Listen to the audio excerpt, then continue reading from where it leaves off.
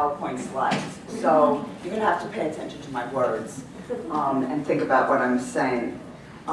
Is it possible to get a little light on here?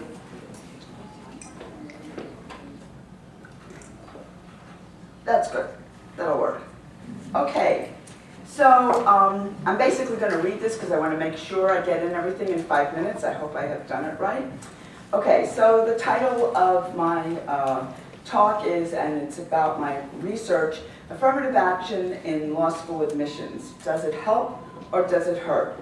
This study pertains to law school admissions, but presumably its findings can be extended to university admissions in general. It's going to sound pessimistic at the start, but I assure you the conclusion is quite optimistic. LSAT scores combined with undergraduate GPAs have been shown statistically to be very strong predictors of a student's performance in law school.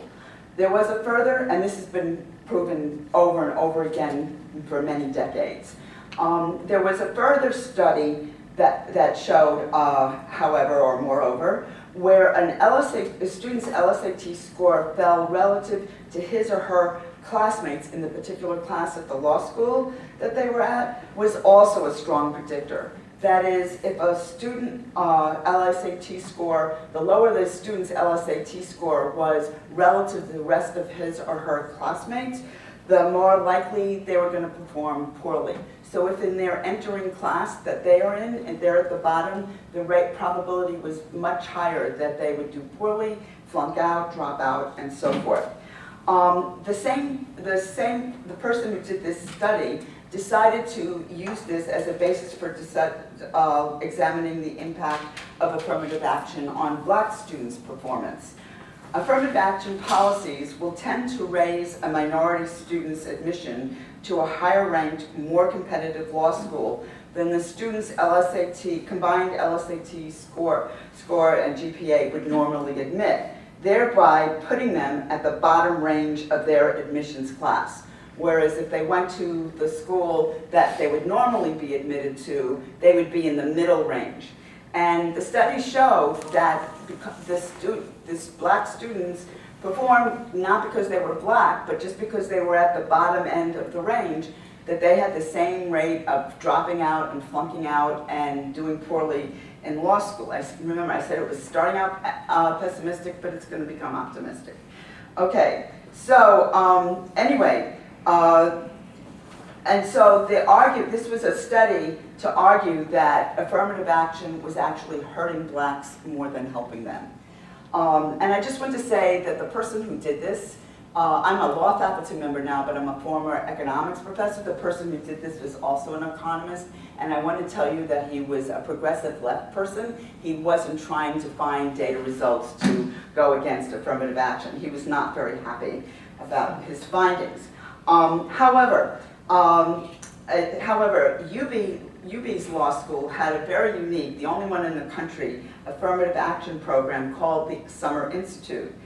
From the pool of applicants whose LSAT score combined GPA was so poor that they wouldn't even be considered for possible admission, that is, they were automatic rejects, the admissions committee would search among that automatic reject pool to see if there was something else about their application, their history, their essay, and so forth about themselves that would suggest that maybe they might have a chance of succeeding in law school despite their poor credentials.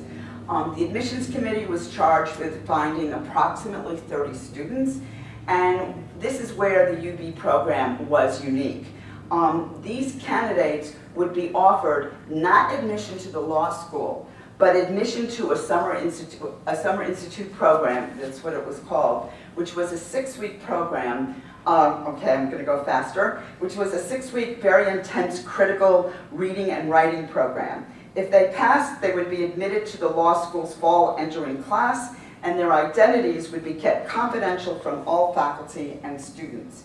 My 10-year study showed that not only did the Summer Institute perform extremely well in law school, but they outperformed 25% of the regular class, which is totally against all the statistics. Not only that, but most faculty didn't know, one of them was a class valedictorian. The takeaway is that affirmative action works, but it is important to remedy the deficiency in education that such candidates suffer during their formative years. But with the right candidates, a 6-week program will do it. And the last thing that I wanted to say is that my study didn't just cover blacks, they covered women, minorities, and even a few white males. And so people have been thinking about extending this to just more disadvantaged people. And with that, I'm done.